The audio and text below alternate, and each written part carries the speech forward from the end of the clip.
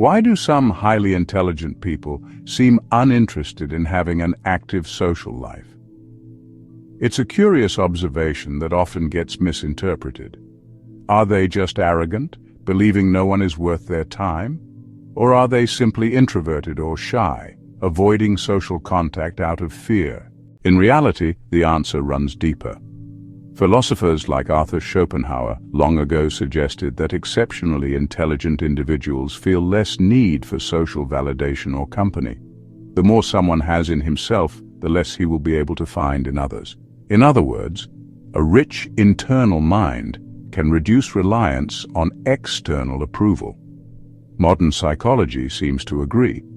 One study found that a healthy social life actually left highly intelligent people with less life satisfaction, meaning the usual boost most folks get from hanging out with friends simply wasn't there. This isn't about misanthropy or disdain for others.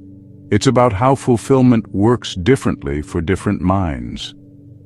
Let's explore why a powerful intellect can make social life feel optional, drawing insights from both Schopenhauer's philosophy and contemporary psychology. Highly intelligent people often have a rich inner world that keeps them mentally stimulated without needing much external input. Their minds are full of ideas, questions, and creative visions. They might be designing experiments in their head, fantasizing about fictional worlds, or chewing on philosophical problems, all while sitting quietly by themselves. Because their thoughts are so engaging, they rarely feel bored when alone. In fact, they may find that a lot of ordinary social chatter can't compete with the entertainment of their own imagination. Schopenhauer observed that a person with great intellectual capacity often ends up estranged from other people and their doings, finding the 100 things that delight the average person shallow and insipid. This doesn't mean geniuses think they're above everyone else. Rather, they simply derive less excitement from the simple social pleasures that others enjoy. If your brain is buzzing with interesting thoughts, a night of solitary reading or writing can feel more satisfying than a party. In essence, the inner life of a highly intelligent individual is so vivid and rewarding that socializing becomes a secondary source of stimulation, not a primary necessity. Another reason smart people may seem to care less about socializing is the way they handle social energy. Psychologists often talk about how interacting with others requires energy, and people vary in how they experience this. Many highly intelligent folks are also reflective deep thinkers, a trait that overlaps with introversion. Introverts can enjoy social time, but they have limited social batteries. Each interaction drains a bit of energy, especially if the interaction is superficial or loud. Introverts are primarily fatigued by socializing, whereas more outgoing people might gain energy from it. For a deep thinker, a lively crowd or small talk can lead to overstimulation. Their mind is processing so much at once that a simple chat can spiral into exhausting inner analysis. Ever left a gathering feeling mentally worn out and craving quiet? That's the phenomenon of social energy burnout. Research has shown that introverts and sensitive people become overstimulated more easily than others. So, for an intelligent person who thrives on depth, a long evening of light conversation might feel like running a mental marathon with little reward at the end. It's not that they dislike people. It's that frequent socializing costs them a lot of energy. They'd rather spend that energy on reading, learning, or creative projects which rejuvenate them, instead of on chit-chat that leaves them drained. It's important to distinguish solitude from loneliness. Solitude is being alone by choice, whereas loneliness is feeling sad about being alone. Highly intelligent individuals often embrace solitude and don't equate it with isolation or emptiness. In solitude, they have freedom to think and be themselves. As philosopher Paul Tillich neatly put it, language has created the word loneliness to express the pain of being alone, and the words solitude to express the glory of being alone. For deep thinkers, being alone is usually closer to a glory, a positive state, than a pain. Schopenhauer even argued that someone who cannot enjoy being alone will struggle to be truly free or happy. A man can be himself only so long as he is alone, he wrote, linking solitude with the liberty to be authentic. What others might view as seclusion, an intelligent person might view as sacred space for creativity and reflection. They experience solitude as rich and nourishing, a chance to recharge and dive into their interests rather than avoid. This is not to say they never feel lonely, everyone does at times, but generally their time alone is a choice, not a sentence. They've learned that being by themselves doesn't have to mean feeling isolated. In fact, it often feels empowering. Solitude is their friend, while loneliness is a rare intruder. Society often gives the message that a busy social life is essential for happiness. But is this a bit of an illusion? Many of us grow up hearing that we must make lots of friends, go out often, be social butterflies. If you prefer a quiet Friday night, people might ask if something's wrong. This is largely due to social conditioning. We're subtly taught that being social is always better.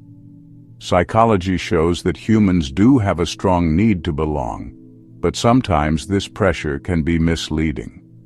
Classic experiments on conformity by Solomon Asch demonstrated how people will even deny the evidence of their own eyes just to fit in with a group. We're wired to not stand out from the crowd. It's easy to see how the idea of always needing to socialize could be a product of that herd instinct. Everyone else seems to value constant social activity, so we assume we should too. But highly intelligent individuals tend to question popular assumptions. They ask, do I really need to go to that party, or do I just think I should because everyone else is? If small talk and crowds don't genuinely satisfy them, they're more likely to reject the norm that more socializing equals better. Schopenhauer went so far as to claim that what makes people sociable is their incapacity to endure solitude and thus themselves. In his view, many people cling to company just to avoid facing their own thoughts. While that's a harsh generalization, it contains a kernel of truth about social necessity being, in part, an illusion. The importance of having a huge circle of acquaintances or a packed calendar may be overstated. For those who find fulfillment elsewhere, the usual social routine isn't a life necessity but rather an option they engage in selectively. Far from being a drawback, solitude can be a powerful asset for personal growth. And highly intelligent people know this well. When you're alone, you have uninterrupted time to nurture your ideas, creativity, and skills. Throughout history, many great thinkers and creators achieved their breakthroughs in periods of solitude. A famous example is Sir Isaac Newton. When the Great Plague shut down Cambridge in 1665, Newton retreated to his countryside home. In the quiet of his isolation, his mind was free to wander and experiment. That period, which he later called his Year of Wonders, led to groundbreaking discoveries in calculus, optics, and gravity. The serene environment allowed a mind like Newton's to journey, uninterrupted, to the farthest reaches of the imagination. This illustrates how being away from the buzz of society can unlock deep focus. Modern psychology backs up the idea that solitude can fuel growth. Recent research found that anxiety-free time spent in solitude may allow for and foster creative thinking and work. People who choose to be unsociable, not out of fear or depression, but out of preference, often show higher creativity and imagination. Without constant social noise, the mind can enter a flow state, fully absorbed in writing, coding, drawing, or any task that leads to mastery. Solitude also encourages self-reflection. In quiet alone time, one can ponder life, set goals, and understand oneself better without outside influences. It's no surprise that many philosophers, artists, and scientists deliberately schedule solitude into their lives, using it as fertile ground for ideas. Schopenhauer likened great individuals to eagles who build their nest on some lofty solitude. Up there on the heights of quiet contemplation, they can see further and think clearer. In short, solitude isn't just an escape for intelligent people. It's a workshop for their minds, a place where growth happens in ways that constant socializing might never allow. So, should highly intelligent people avoid social life altogether? Not exactly. The point isn't that all smart people hate socializing or that having friends isn't valuable. Rather, it's that exceptionally intelligent individuals often find fulfillment in ways others might not understand.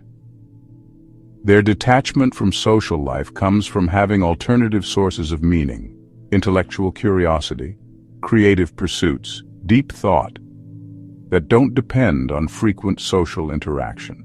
They don't need a large crowd or non-stop gatherings to be content. A quiet evening with a book or an insightful one-on-one conversation can mean far more to them than the most happening party. That said, balance is still important. Even the most brilliant mind benefits from some human connection, affection, and collaboration. Many intelligent people do have close friends or loved ones. They simply prefer a small circle of meaningful relationships over a broad network of casual contacts. In the end, the key is understanding and respecting different needs. For some, happiness thrives in sociability. For others, it blooms in solitude. Highly intelligent people often lean toward the latter, caring less about social life because they already carry a whole world of thought inside them. And if that inner world keeps them happy and inspired, who's to say that's not just as valid a path? The trick is finding the right personal balance, embracing the freedom of solitude without entirely shutting the door on the richness that good companionship can bring.